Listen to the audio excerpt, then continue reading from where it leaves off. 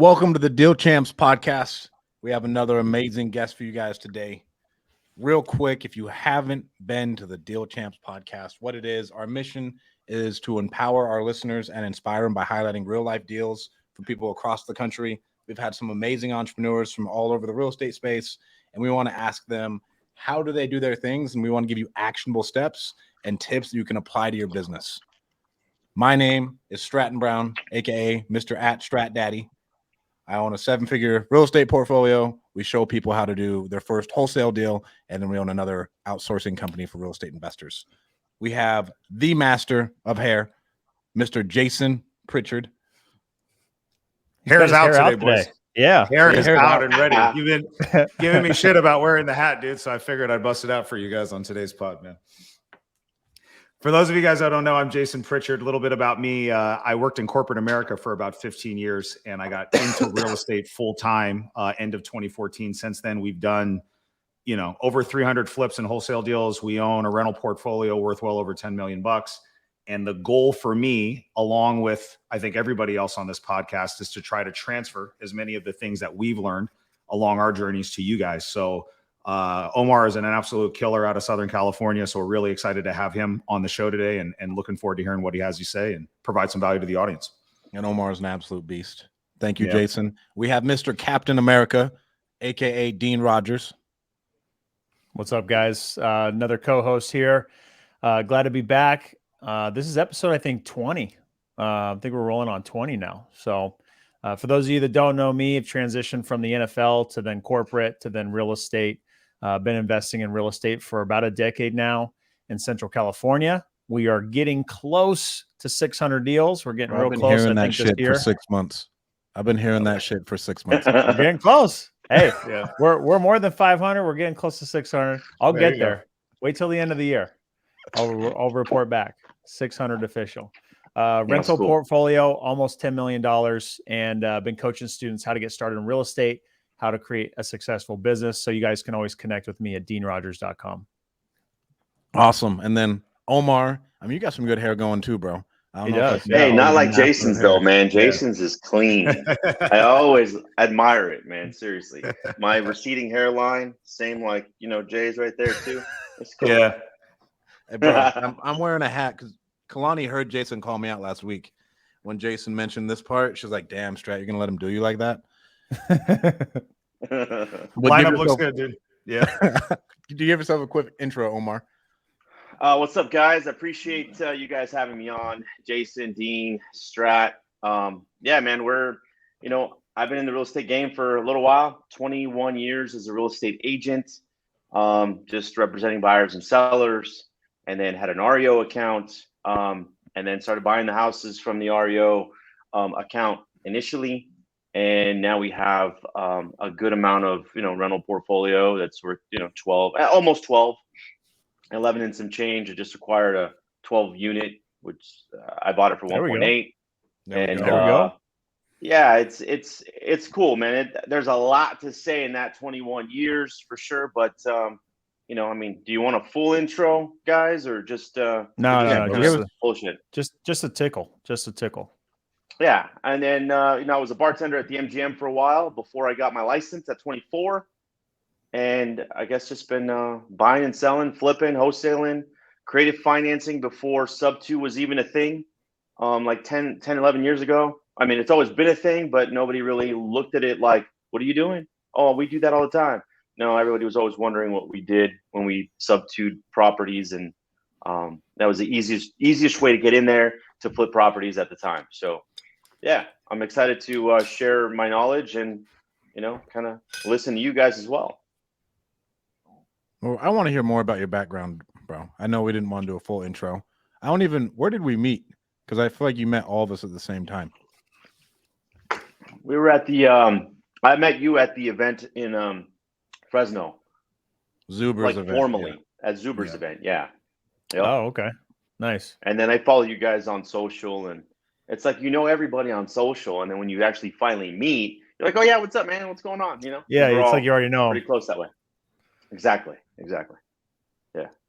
So other than that, the circle starts to get pretty small after a while. Like as you start climbing the ladder and start going to these events and start meeting people and realizing like who's doing deals and who are good people, the circle starts to get pretty small. And then you realize like, hey, I'm starting to bump into the same shoulders. I'm starting to see the same people and starting to see who I want to be associated with or not.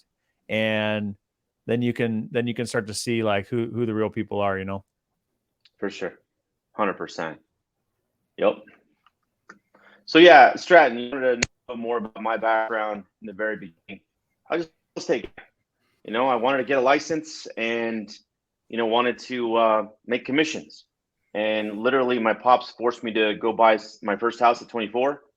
And after that, he said, Mijo, you got to, be in the real estate game and you got to go, sell some houses. That's the easiest way people become millionaires is in real estate, right? And at that time, I'm 24, I'm waiting tables, and next thing you know, my database was the clients that would come in, and when I would bring them their Cadillac margaritas, I would always tell them if they wanted to buy or sell at that time. So, that's kind of what I loved about, the hospitality industry, being a server, bartender, and all that good stuff. And then started representing buyers as an agent, didn't know what the hell I was doing. There was no social media.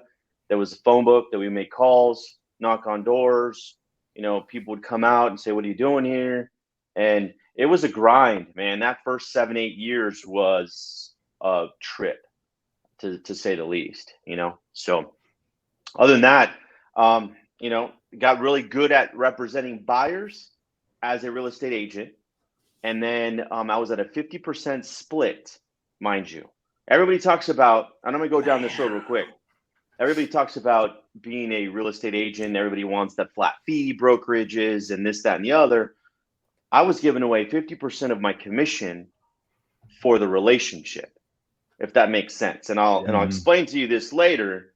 I was making 50% dollars, but I kept the relationships alive by my service.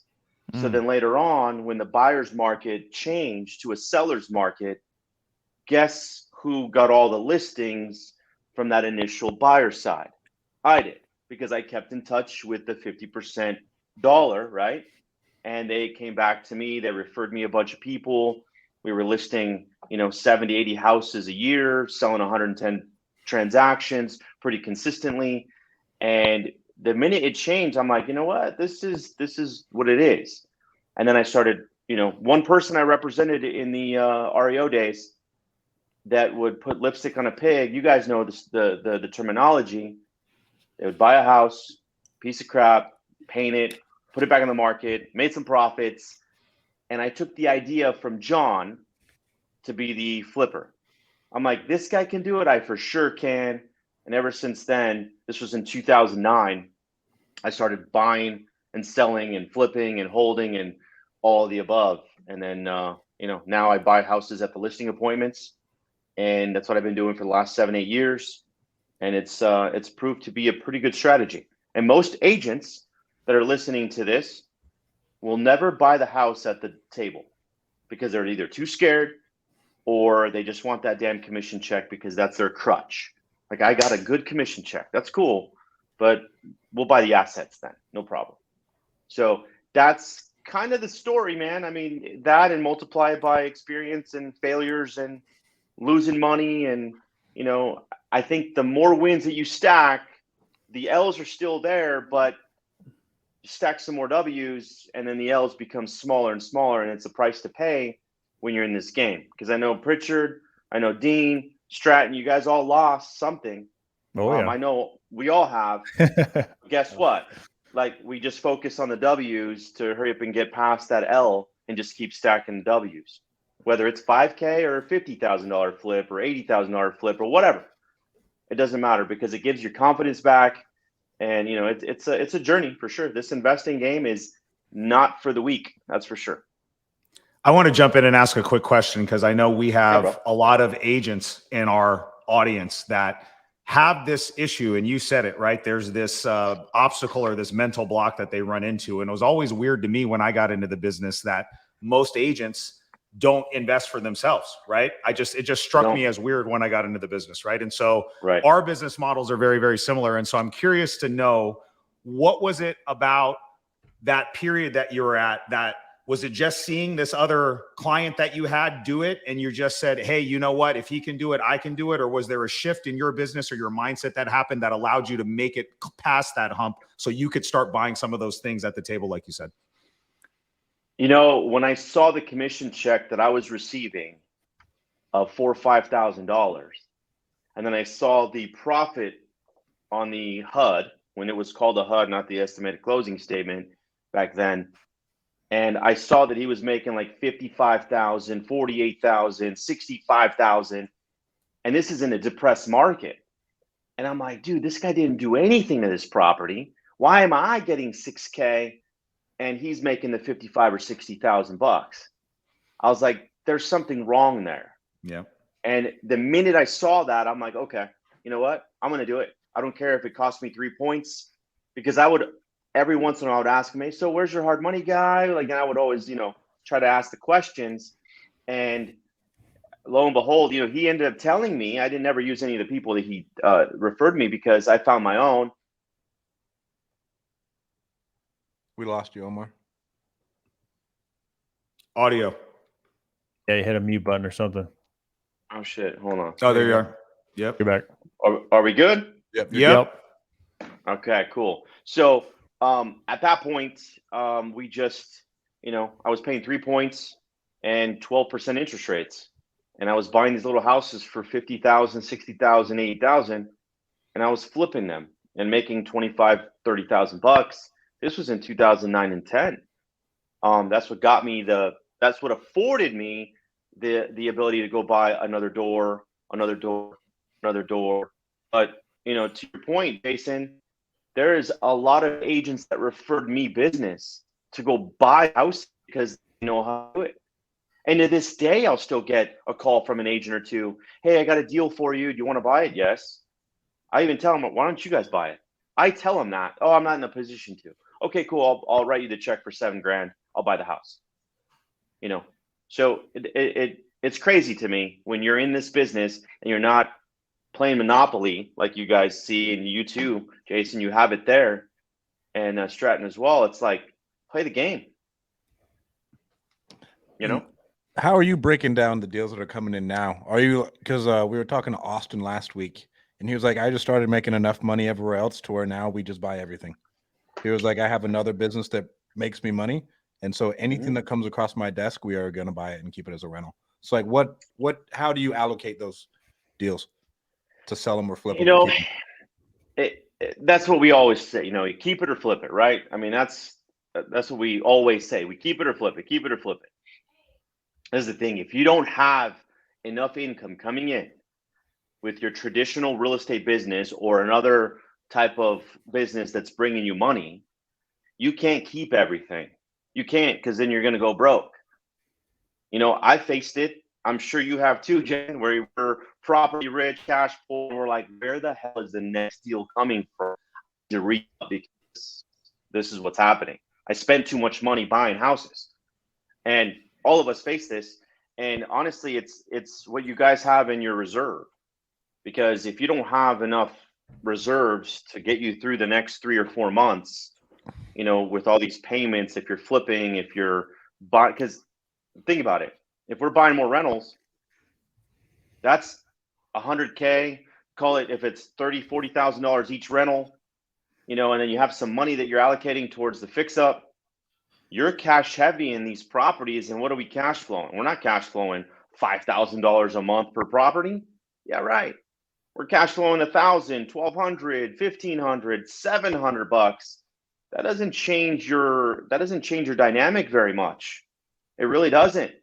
So the cash that you would do, or that you would receive if you flip the property, that changes things, right?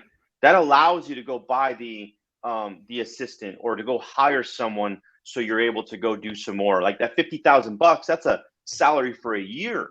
But what's it going to make you if you spend that $50,000 on an individual to go help you go create another 300 or 400K? But guess what? Is that sexy? Nah, not really, right? Oh, I want to have more doors. But that $50,000 that you end up spending on that door, what's it going to make you? $700 a month? $1,000 a month? When the person will probably make you $200K in that year on that same $50,000. And that's something that's like I challenged myself to like get over that hump, because I'm a little That's a really old school. good point. I am a little bit more old school, and I want to have the doors, right? My dad's like, Nico, buy as many houses as you can buy, because that's going to be your retirement. That's for your girls. That's for your family. But the process to get there, shit, I also don't want to eat beans and rice like I did when I first started, you know, and not go on vacations like Jason does all the time. And it's like, I want to go do that. So it's like, I got to go sell some houses so I can go on vacations like Jason. Seriously. When did you start to cash flow on your rentals? And this is one thing that I like. Everybody gets into real estate and they think they can pull a check out automatically. Jason didn't pull a check out for like 8 years on his portfolio. Just like Jason, I was a negative cash flow of $100, $200 when I was buying all these rentals. You know, in 2009 and 10, rents were not high, were they? I mean, I've been doing this a long time. They were not. They were like, you were breaking even or negative. And majority of the time I was negative, but I was focusing on the commissions, right, to get me through the deal. I mean, guys, I was buying houses for $50,000-$60,000, you know, triplexes for 80, fourplexes for 100, which I still all own. What were the rents on those that wouldn't make it work? Those rents had to have been real low. Yeah, that's some shit rents. $500, dude. My guy right now, a little quick story. My first fourplex that I ended up buying, my first renter is my main flipper right now. A guy named Polo, and the guy's an absolute beast. He just remodeled my main house, and I've seen a progression in him. He was paying $550 as my first renter. And it's crazy to see how much he's grown and how much rents are. He's renting my first house that I bought. He's renting there because it's a freaking compound. And I told him, hey man, this is yours, flat fee, done deal. I charged him like $1,400-$1,500, and he handles all my stuff, man. He takes care of everything. So yeah, I wasn't cash flowing. I was negative $100-$200. So just like Jason, 7, 8 years, 9 years. If anything, I never even refinanced these properties. You know what I did? I borrowed private money and put the notes and deeded trusts on those properties that I owed free and clear at 4-5%. Yes. Okay. Yeah. That's a good idea. Because why would I spend $7,000 or $8,000 on a refinance when I can literally, oh, Mrs. Jones, cool, you just made $200,000-$300,000. What are you gonna do with your money? Okay, cool, awesome. Yeah, you know what? Let's go ahead and borrow it. I'll secure it on one of my properties that makes a bunch of money now, right? Because the rents are high. And you know what? I'll give you the first. Perfect. 4.5% sound good? Oh, that's great, Omar. Okay, awesome. She wrote me a check for $250. That's bad. I was like, all right, cool. And guess what? That's a good idea. I don't pay no points, no nothing. And you have to have the assets, obviously, with zero balances to help, or very low balances to make sense for the beneficiary. But yeah, it worked. About how levered are you as far as debt to assets? Because I know Dean's like 60% of like all of his shit paid down. Jason, I think you're at about similar. I know Dean is like, his loan balances are really low. Yours are a little bit higher. Ours, we're just getting started, so I have super high loan. Mine's at 62.52%. Oh, you don't know your numbers at all, Dean. That's pretty good. I'm staring at the spreadsheet. Average interest rate 4.73. Oh, geez. Yeah, no, you're smashing. That's awesome. I would say I'm about the same. I would say 50-60% solid, just because of all the properties I bought so low that I paid off. I mean, we have 7, 8. I think we're probably at 10. I think that are at 10%, maybe. So there's still a lot of freaking equity there. To me, it doesn't matter, but just it gives me the ability to borrow against it with private money, because I love that flow. I I don't ever want to tap into it with a regular traditional loan, especially not now, because they're 7-8% on a non-owner occupied property, but you can get private money for 5.5, 4. Sorry, So guys, I'd say about the same. I got one more question, and I'll let you guys ask yours. Were you on like a mission to pay these things down? Did you put them on like 15-year AMs, or like what were you doing?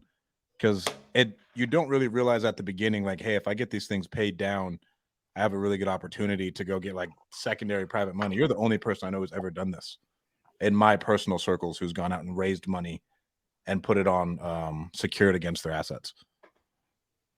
I would say repeat the question because you lost me. So like, were you always like, you know what, I'm going to pay all these loans down? Because Okay. I don't think Dean or Jason, do you guys have any of your loans like fully paid down? I mean, On a couple houses? No, we have debt on everything. Right? Yeah, I think it's LTV one or on leverage two. on ours is about the same, but yeah, everything has one or two, but those because they were, dirt cheap houses, and it is what it was. I didn't have that initial thought, Stratton, not at all. I just wanted to have an asset, and I got qualified. And at the time, I was getting qualified. I made some decent money, $80,000-$90,000 on paper to get qualified. And at that point, I was like, no, I just wanted, longer debt. That's it, 30-year fixed. And have I paid them down substantially? Yeah, because I was doubling payments, this, that, and the other. But yeah, that's what I was talking about, like the double payments. Like, what made you want to do that? To where I don't know a lot of people who actively are like, you know what, I want to get this debt off this property and pay this thing down. Well, check this out, because the thing is, it's normal loans are all interest heavy in the very beginning, right? Major interest heavy. Yep. Yeah. So if you add one more payment every quarter, providing you can, but remember, my payments were $500-$600.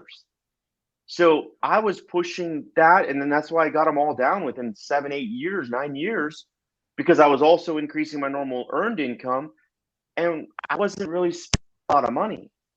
I live frugally. When you were saying that, Dean, it's cool. I mean, I didn't buy my first freaking nice car until I think this was maybe 4 years ago, and I bought a Porsche Panamera. Literally, and everything else has been used, and it turned on. I didn't care what it looked like. I did splurge when I was 25. When I refinanced my first house, I bought an Escalade, and I drove that thing to 230,000 miles on it, on one tranny, by the way. So it was a trooper, and that's it, man. I lived in the high desert. It's like I wasn't in Orange County. I didn't have to show off. My showing off was me buying more houses, but it wasn't fucking sexy. Because it's not a Lambo or a Ferrari, it's a house. Yep. So hope that answers your question a little bit. Bro. Yeah. Sure. Where are you at now, Omar, in regards to like growing the portfolio? I think all of us have kind of this vision and this goal to build long-term wealth by continuing to grow your doors. I heard you say a couple of times your dad encouraged you to really just buy as many houses as you can.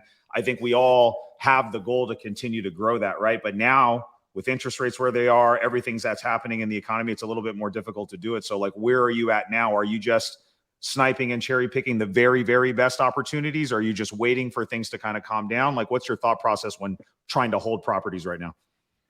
It's tough because I want to hold it all, right? Because everybody says, I wish we would have bought more, and I wish I didn't sell those houses that we sold. Everybody says it. Yep. I don't care who you talk to. Why? Because that time in the market is going to dictate, not timing the market, time in the market's going to pay off eventually, right? Because we're all, that's what we see. That's what it's paying off for you, Jason, Dean, Strat as well. But now I see things differently of like, okay, if this is going to make $1,000, $1,500 a month in positive cash flow, great. I'm buying more doors now to offset all of my regular income. Massive. Okay. Because this is like the goal. I don't want to pay no taxes. So this $1.8 million, I didn't need to buy them, but I know that my income's going to get generated, right? We're pretty well off right now in flipping. So I got to offset that amount, right? So I bought this $1.8 million, 12 units. and I'm going to cost segregate those, and this is why I'm buying it. Is it heavy? Yes, but I'd rather spend $400,000 down on these projects or these properties than go pay Uncle Sam $300K or $400,000. That makes sense. So right now I see things as, how can it reduce my taxable income? And if it's still a bonus, great. If it makes some cash flow, awesome. Can I refinance it down the way? Sure. But I also don't want to over leverage and not have enough money coming in, because then you're going to be stuck and you're like, shit, now I got to sell something to pay the bills, right? So it's always, and I think last time you and I were talking about this, Dean, is figuring out the equity positions that you have in your properties. And to me, I still have some properties that are not leveraged, right? And I'm like, that's not very, I'm making $1,500 here, $1,300 there, right? Not leveraged. But that $300,000, is that the best use of that money? No, Equity, yeah. It's not. 1031 exchange it into something else that could triple or quadruple your cash flow. Mhm. Now you're talking, because you go from $1,400 to, $6K. That helps out a lot. But it's hard to see it when you have paid off properties. You're like, no, I'm good. I like that $1,400 coming in. So I don't know, to answer your question there, Jason, it's I guess a case by case basis, but if you focus on increasing that earned income, you need your write-offs to go buy some more houses. So I know it, dude. It can be hard to find that balance, right? Because you get focused on like this target for doors, or you get focused in just flipping or wholesaling. So what for, like, let's call it the transactional side of your business, the business that generates the cash that comes in that you use to buy the rentals, right? Are you focusing more on flips, or is it the brokerage business that's bringing in the cash, or is it a mix of both? It's a mix of both, because we have a wholesale company within our brokerage. Okay. So I got some killers on the team. JP, we just locked up a deal. We actually just closed 2 days ago for $150K in profit. So that was awesome. Right. But check it out. They also take a listing. They took a listing today from the generation of leads that we create for the wholesale side. Right. Or just, I don't even want to say wholesale side. I want to just say motivated sellers that we get to converse with. That's it. And then we find out what we do with them later based upon their situation. And that's it. So my primary focus now is having better conversations, increasing the amounts of flips that we're able to create, because I have 3 crews. So they need work, right? You want to hook them up with their families and stuff. And then, as they come in, all right, we can flip that and make 40, 50K, cool. Or we can wholesale it, make 10 or 20.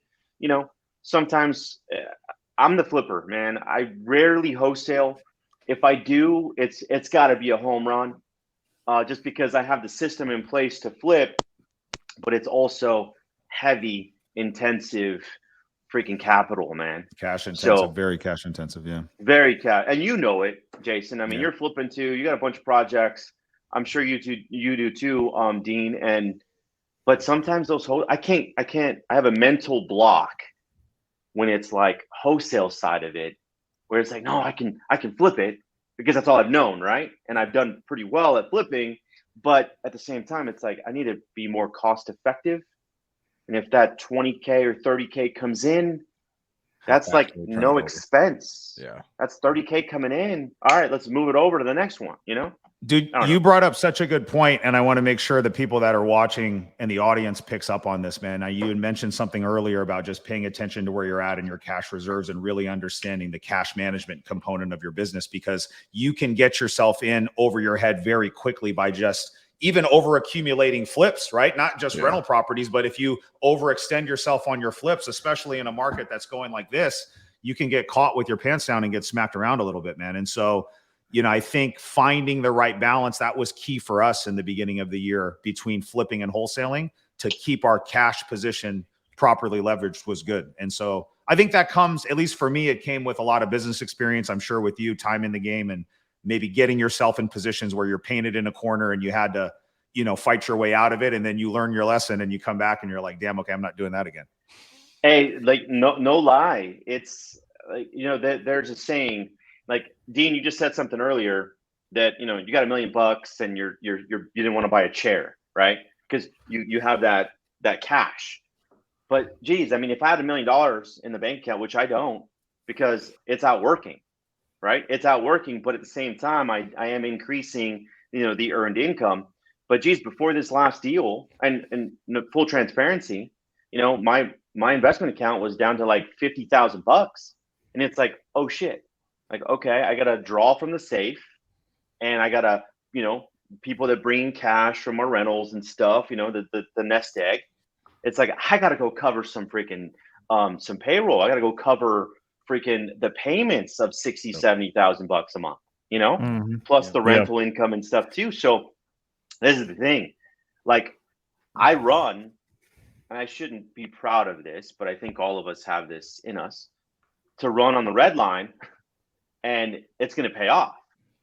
And if it doesn't, well, shit, it better fucking pay off, right? That's what I'm saying. Right, but like the red line keeps growing is what I've learned. It does. You know, the red line keeps growing, and like, oh, fuck it. Like, we've been here.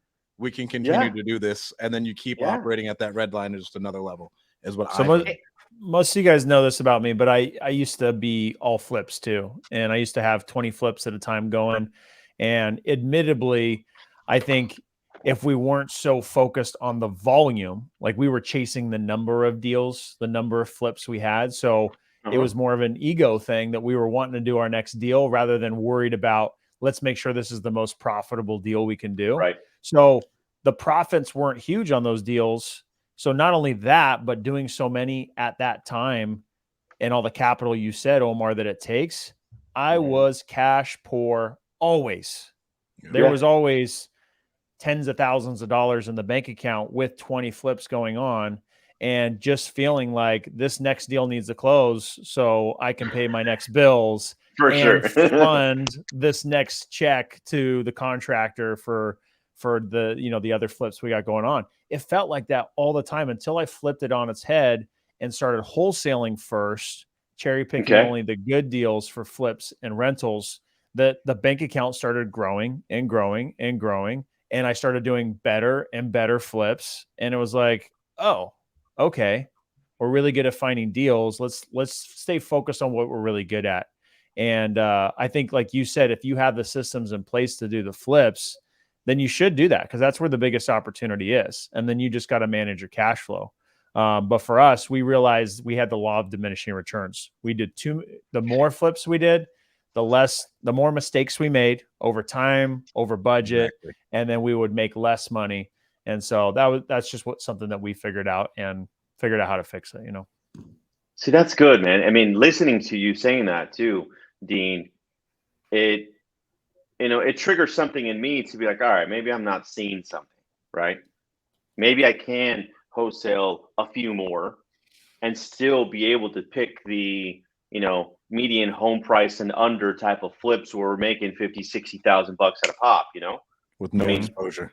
Yeah, exactly. Very minimal stuff. And, you know, it's good to hear that in your perspective as well, that, you know, you turned it on its head, because obviously, you know this, and I just shared with everybody here now that, you know, we have tens, $20,000, $30,000 in the account, and then you're like, damn, this deal has to close. Like this new one, we just got, you know, $280,000 came in, and it's like, awesome.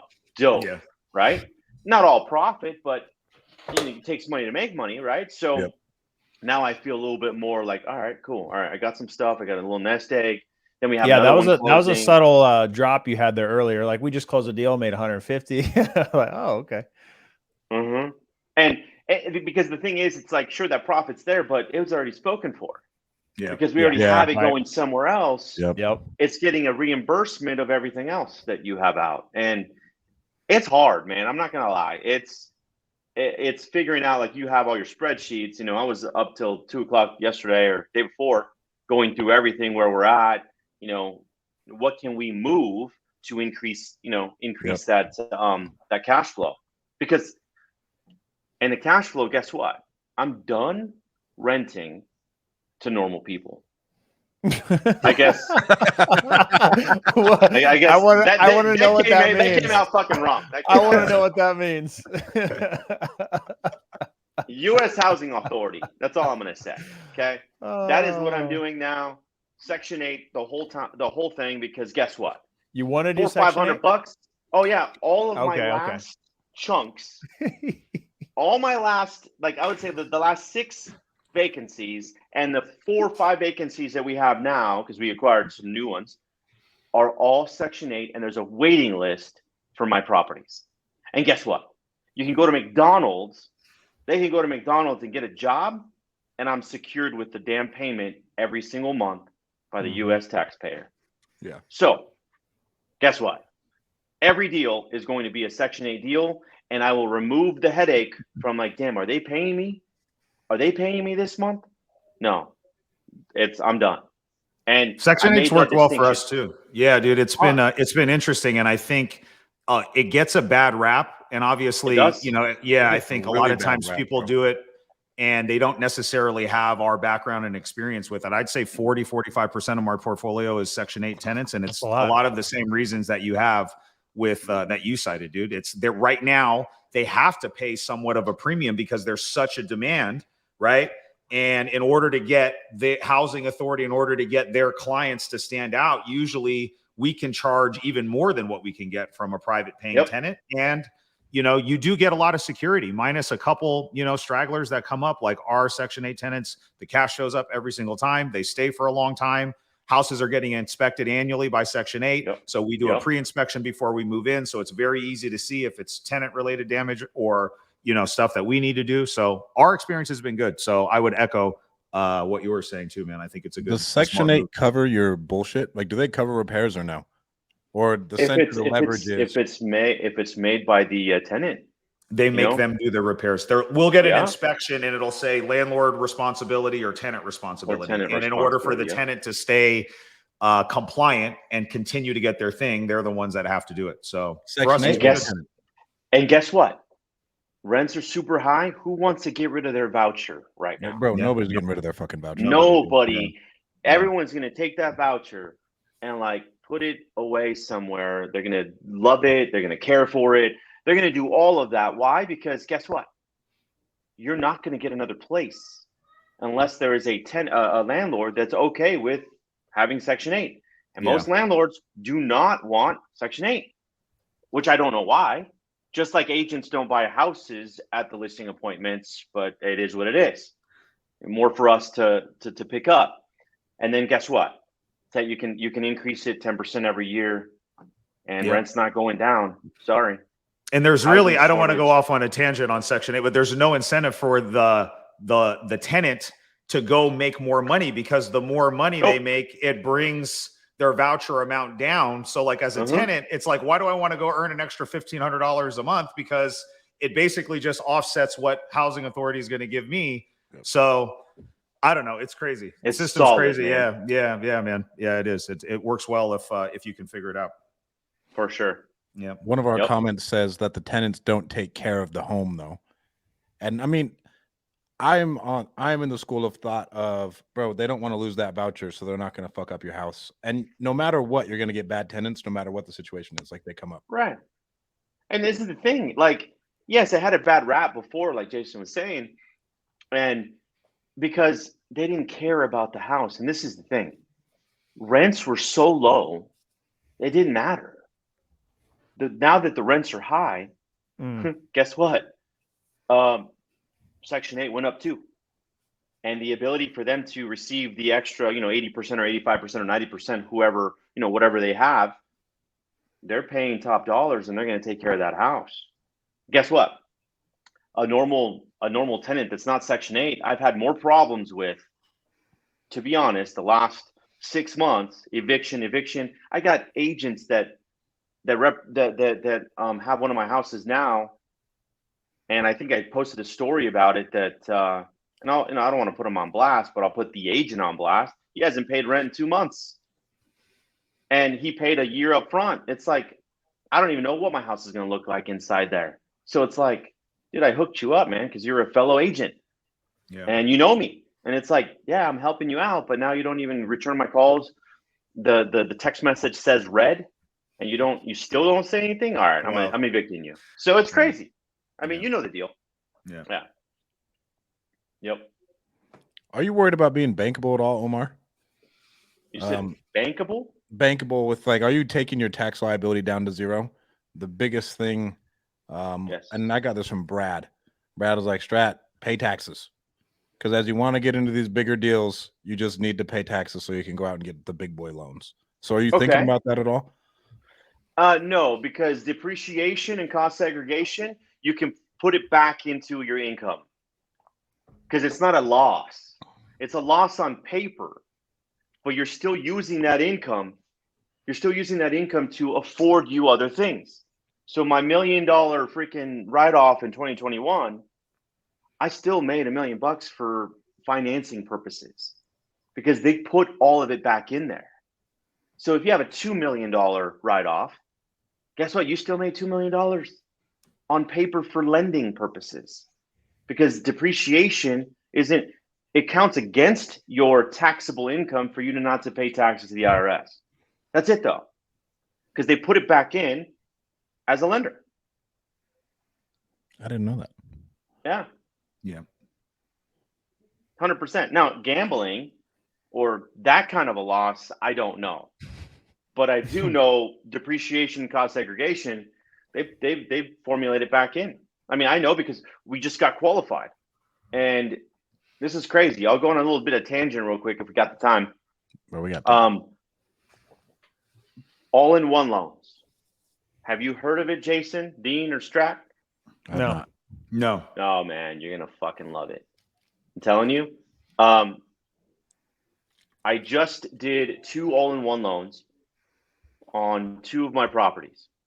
And what it is, it's a first equity line of credit. A first.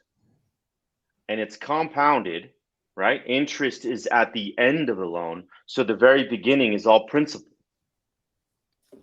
If you did I did a simulator, I'm paying off my personal house that I moved out of, right?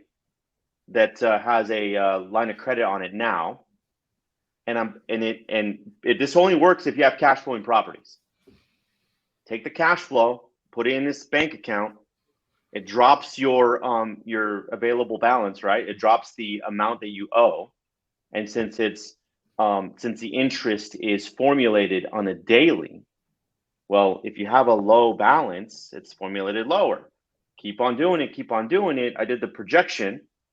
I paid my house off $310,000 with a $750,000 equity line of credit. I paid off in 2.5 years with $10,000 of deposits every month. That's interesting. So as you push the cash towards that balance, your equity line is increasing, and then you access that's really smart. Actually, I've heard of that before. Now that you say that, but that's an interesting. So you're just pushing the cash into a different place, right? So instead of having it in your account, you're pushing it towards the principal of the loan. It's still accessible in the equity line of the credit to redeploy. That's really smart. It is absolutely game changing, and literally it took 6 months to do the first one. It took literally 45 days to do the second one. I did my Costa Mesa property in Orange County. I did that loan on that. I got a $1.6 million line of credit, and it paid off the original debt, which was a DSCR DSCR loan initially at the time. And I'm taking all that cash flow and just dumping it into that account.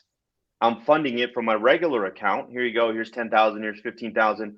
Because money, how many times do we have money sitting there? Mm-hmm. And imagine if it was allocated over there and it drops your payment substantially. Now you're even cash flowing more if it's rented. And then if you need to go buy a property, guess what? Just write the check. Bro, it's pretty dope. Let me see if I'm terms on that. What are the terms on that? It's an effective rate of less than 1%. It's stupid. My head's hurting. I'm not quite sure I can understand. Yeah, I'm looking at it. Your principal, you're paying down that principal consistently, and then your interest is based off of that principal. And so the more you pay on that principal, just the payments just keep going down. And then like, oh, you know what? Hey, I'm gonna write a check out of this because I need to buy another property. Do your payments go up again? just for that 1 month or 2 months. But then guess what? You flip the property. Now you And put pay it all back all down. of it back in, and guess what? It drops Yeah. your payment again, and you still have the cash flowing happening. And this is on a 30-year AM? It is it's based Reverse on a 30-year 30-year AM AM, or whatever? but it's only, I think, after 10 years, guys, after 10 years, your line of credit starts dropping. Very, very minimal. It's an interesting loan. Like, off camera, we'll talk about it. I'll give you the lady who hooked me up with it, and you'll be absolutely floored. I know you will, Jason. You'll be like, oh shit, this is gonna be dope because it gives you access to capital. Dean, yourself too, because we all have personal residences. Before I moved out of my personal residence, I did a owner-occupied line of credit on that one, and they gave me 80% LTV. And I got a 750 line of credit with a balance of 300K. And I'm going to rent it out for 4,500. I'm going to deposit $5,000 a month, and that shit's going to get paid off in 2 years. That's Very crazy. interesting, dude. Yeah, like all these new loan products eventually come out, like these Disker loans that are very popular now were not always in vogue. And so it's like you kind of grow, and these types of conversations are really important, man, because it gives you insight on like what's coming and what's working. I want to segue really quick to something else. Yeah. And I know we've all kind of met just through, we believe in the strength of network, getting out to these events, these communities, right? Collaboration and working with each other, right?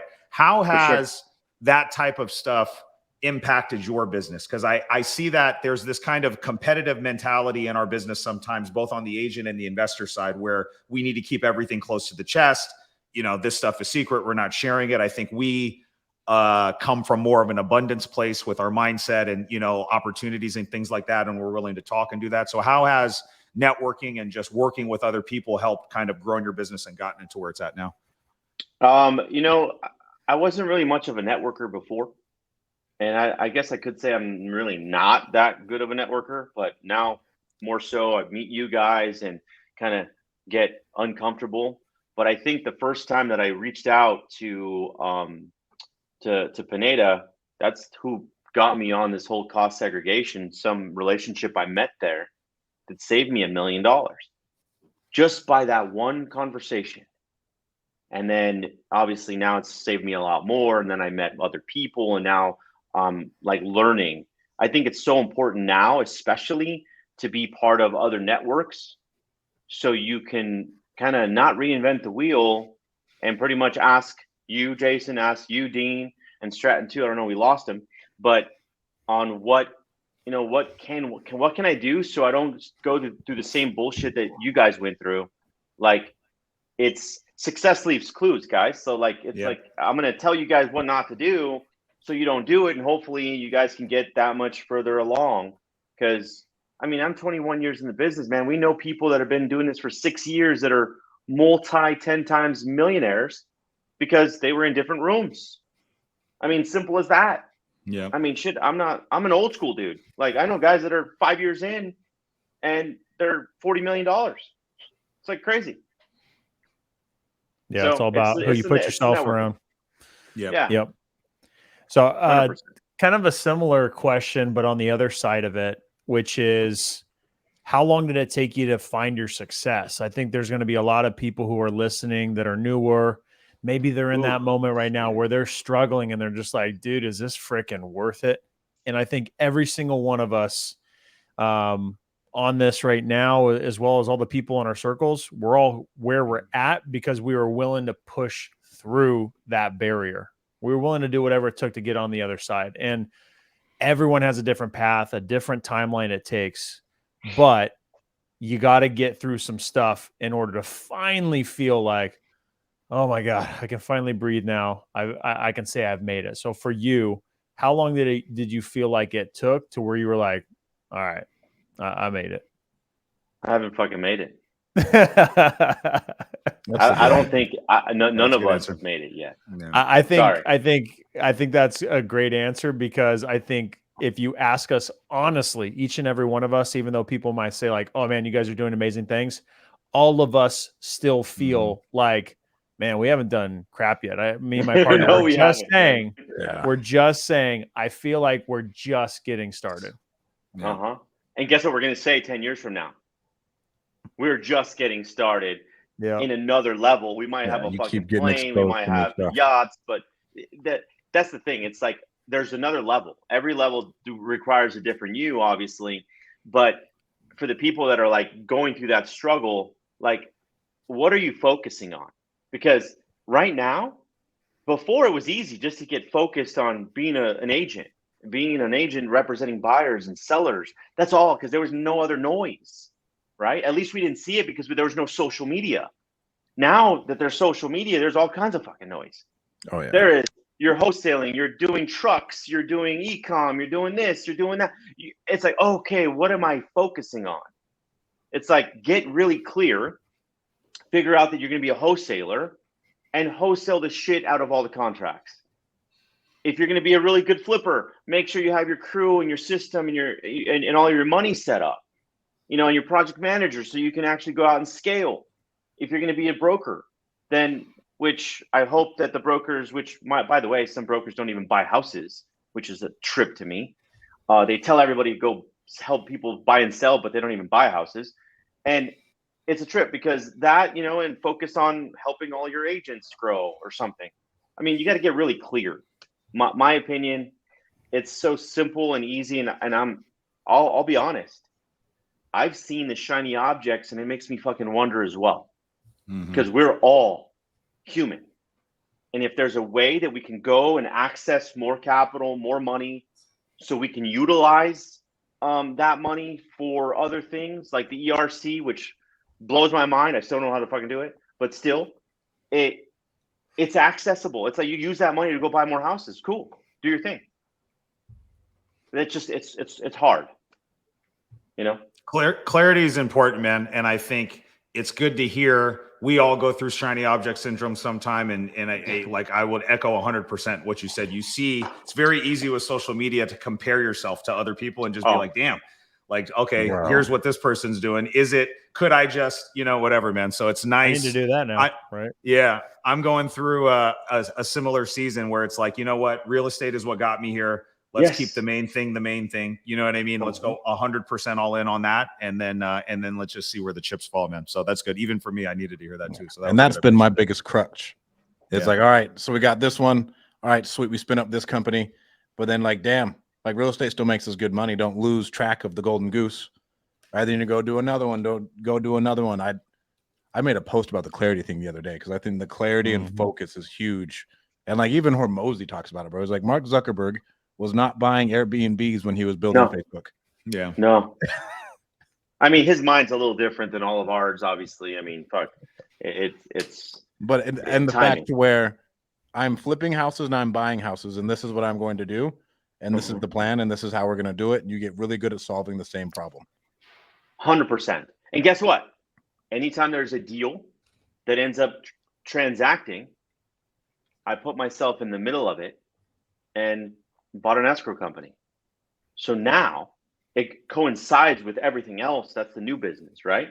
And, that'll be the cash cow later, but it is what it is. But still, I'm not losing focus on flipping, wholesaling, keeping rentals, increasing cash flow, cost segregating, depreciating all of my income. So I pay zero in taxes and I can keep more so I can go utilize that money again and again and again, and asking for the extension through October through the IRS. So use their money again. So it's a cycle. It's a wild game. It is. It's fun though. Stressful as shit, but it's cool. Stressful. So shiny I object syndrome is real shit from someone. Go ahead. It It Diego. definitely is. Yeah, I got a question. Then we'll I got another question I see here from the listeners. So, one question we get all the time, and one thing I haven't heard you mention specifically is how you find your deals. So, it sounded like relationships was part of it. I know you mentioned about having a monthly nut that you're spending on overhead and presumably marketing. Are you doing a lot of direct to seller marketing? Is it all relationships? Like, how are you coming across the deals that you're doing? Relationships, number one. Obviously, my database is huge. Sold 2,000 properties in my career as a real estate agent, broker. So a lot of them come to me, hey, Omar, I got this one deal. Do you want it? Yeah. And these are like clients I've helped. So relationships, direct to seller. Absolutely. We launched, some postcards, PPC, PPL, which is pay per click, pay per lead, and then letters, cold callers. We have 3 or 4 VAs that cold call, tee up with our follow-up specialist that gets sent out to the acquisition side, and myself and JP, we end up closing the deals and move forward, because that's how we're getting some of these relationships, some of these conversations, because relationships don't get formed until you have a conversation, and until you're able to provide some type of solution. That's when the potential appointment can happen, or signature, and then the result can then, transfer. So hope that, that's kind of what we're doing in a nutshell. Yeah. Someone said, let's keep the main thing the main thing. I think I've had to continue to remind myself too, especially over the past couple years. There was a lot of shiny objects of new businesses, new get rich quick schemes, and some of them blew up and money was lost for a lot of people. And I think we all know what we're talking about. So it's like, one of those things where if you spend a lot of time getting good at something, don't try to go be really great at something else, like continue to enhance and focus on that thing that you're really good at. So I love that. Yeah. It's interesting for sure. We had someone else say, can you share the info on that one loan? The all-in-one loan. Everybody wants that one all-in-one loan. I'm not even the expert on it, so DM me, message me. I'll put you in touch with the person that knows exactly how this thing works. I'm just a byproduct of it, and I'm excited about it because I know I'm going to use that credit line and go triple it. Yep. I know, Jason, you're going to jump on it, and all 3 of you are going to jump on it tomorrow. Yeah. I'll put you guys in a that's huge value right there. Yeah, no, man, it's very interesting getting on the cutting edge of these loan products. You tease the heck out of me. Yeah. Yep. All right. We always have these lulls because we don't want to talk over each other. Jason, you got any questions? Does the audience have any questions? Yeah, if you guys in the audience that are watching, I'd love to hear your questions. So then that way we can get some engagement and some action with you guys. I don't really have anything else, man. I think for me, I love these types of conversations for us because it's a great opportunity for us to learn from guys like Omar and what he's got going on. I think that just learning about that loan, just right there, this podcast, that loan from this podcast is something that could potentially change our businesses right now, right? And so, there's all this information floating out there for the people that are watching. And if you're not listening, not paying attention, you can miss it very, very quickly. You know what I mean? And so it's taking that piece of information, taking action on it, and, just taking the next most logical step from there, man. So that was great for me. Yeah, you'll love it, dude. You will not stop talking about it. Trust me. Because anybody gets me started on it, I'm like, yeah, this is what you do. I just can't wait to utilize it. It does take a little bit of time. I think it's about 8 weeks till it really formalizes, because it's a different account. It's a whole process. But the minute you're solid, boom, you start borrowing that money. And the first time you borrow it, you're going to be like, oh, this works. Oh, this works. And if it's the 10 or 15 or 20% nut, your gap funding to go do this, and then you take that, you put it back, and you put some profit in there, man, it's game over, dude. Yeah. I'm going to triple and quadruple this credit line over the next 18 to 24 months.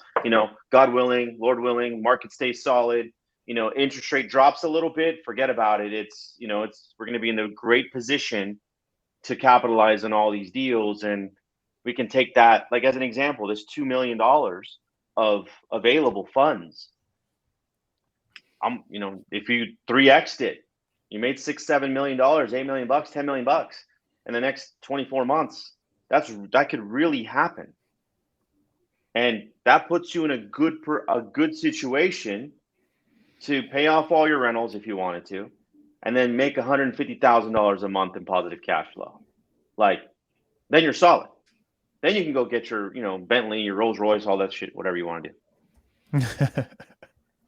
Here's a good question, and I think you actually have some interesting insight because you've got 20 plus years in the game. You've seen some different market cycles, right? And we're going through a shift right now, right? So for you and for the newer people that are watching, what kind of advice would you give them as the best way to start if they were just getting into the business in 2023? How would you approach that if you were jumping back in right now? If you're just becoming, if you're going to get in the business, ask yourself two things. Do you want to be a real estate agent with a license to go represent buyers and sellers and get that direct, relationship going to increase your database? Or do you just want to be the wholesaler that brings the deals to guys like us on the screen and get paid $10, $15, $20,000 to get contracts really cheap so we can still make profits? Those are the two things you should ask yourselves immediately is, do you want to be the agent? Or you just want to be the guy that goes and gets the contract signed? I recommend you get your license. Why? Because it gives you the opportunity to be around people, and it gives you access to all the properties that are on the MLS, direct to seller, right? And you might even get training at a brokerage. If you get training at a brokerage, it'll teach you how to talk, what to say, how to say, when to say it, at least the good ones, and get you the idea of like, Mr. Seller, please sign here. Buyer, sign here. Gives you the foundational aspect of the real estate business. If you're open to it, get your license. If you don't want your license, then team up with someone. Go work for free. Someone like us. Shadow us. Don't ask to get paid because you're going to get paid with knowledge that other people don't even get. So how hungry are you, I should ask? Yeah. And I mentioned this I don't even do lunch with people because I'm so busy. And me, Dean, and Jason were talking about this. Like, to get lunch with us costs money. So if you went and worked for someone for free, the best thing I ever did in my entire career so far is work for Alan Folio for free. There's no way I'd be as far as I am unless I worked for Alan for that like year and a half. For free. For free. Damn, that's tight. And you guys have to understand, like, the work that you do, I mean, you're not paid in dollars at the beginning. You're paid in experience, man. You know what I'm saying? And so, like, I think I worked for free because I worked for 12 months before I ever made $1. And so I think I probably would have shortcutted my learning curve at the beginning if I had found somebody that was doing what I was doing and I took your advice. I was hard-headed and I just thought I could learn on YouTube and just learn by listening to podcasts, and I just wanted to do it all on my own. And I spent a year floundering around, dude, like just hitting wall after wall after wall. And it gave me the resourcefulness to figure that stuff out on my own. But I really do think it's just because you're not getting paid doesn't mean that you're not learning something and you're not gaining some really valuable experience, right? So I think that's solid advice. Yep. And then we'll cover this comment real quick. Not many people want to help, even though if you want to work for free, you have to show that you can provide value and you're not going to be a hindrance to that person. Yes. Like, onboarding employees is a lot of time and effort. And especially, and we've all gone through this, someone says, I'll work for you for free. We onboard them, we get them going, and then they give up in a couple weeks. Mm-hmm. Right. And so if you're going to go and approach someone, say you want to work for free, you got to show them massive value. I just went and knocked doors for Alan for free. Didn't say a word until I brought him a deal. I was like, hey, bro, here's what we got. And then we started talking. He was like, awesome, That's bro. Cool. Here's what we can do with it. You know what's crazy? God. Sorry to cut you off, Stratton. You're good, bro. So many times I've given boxes of We Buy Houses signs to people just to see if they were to take those bandit signs and go pepper them out, on different telephone poles. I even gave them hammers and nails. I said, if anybody calls, you're making a cut. I'm not paying you, but go do it. And guess what? You'll get something because no one else is posting or no one else is putting them up. You know how many times, bro, I've asked people to do them and they would not jump at the opportunity when it's right in front of their fucking hands? It's crazy to me. Yeah, it's crazy. And it's like, but they want it though, right? They want it. Oh, God. Everybody wants it. Yes, yes. Oh, it's too hard to go on a Friday night and put some stuff up on a pole. Really? That's what I was doing forever, man. Yeah. Yeah. Yeah. It's doing the stuff that people don't want to is what gets you to move the needle. Yeah. If you're not willing to change, if you're not willing to do the things that most people aren't willing to do, then you're not going to get the things that most people have. End of story. Exactly. Do you have any parting words, my man? Where can people find you? Parting words. Yeah, guys, I appreciate you guys all listening. Jason, Dean, Stratton, thanks for having me on. And I'm a sponge when it comes to you guys as well. I want to learn more what you guys are faced with and everything else. And I hope that everybody took something from today's podcast, because I hope you guys are all taking notes. If you guys want any more information, just go to my IG at Invest with Omar or omaralfaro.com, and you got some stuff there. I mean, message us. We're an open book, providing you actually want to bring value and you implement what we teach you. That's it. Let me pull up this last little bit. Thank you guys so much. If you guys are watching this on YouTube, go hit that like and subscribe button down there. If you're on the podcast app, go give us a 5-star review. Don't forget to follow me on Instagram at StratDaddy, Jason at Jason Pritchard, and Dean at Dean Rogers Real Estate. And then do not forget Omar at Invest with Omar. I don't think I have anything else. Oh, submit your deals. We haven't had a deal champ come on lately, but I mean, we had a dude who had 150 pieces on today. Yeah. Yeah. That's a good one. Yeah. He humbly slipped that in there too. He Yeah. didn't even make noise about it. Submit your deals, get highlighted on Deal Champs. What is it? DeanRogers.com/podcast. There you go. That's the one. Awesome. All right. I'll have to submit mine on there too. Cool. There we go. And that's all I got. We'll see you guys on the next one. Thank you guys so much for tuning in. Peace. Peace, guys. Thanks. Later, guys.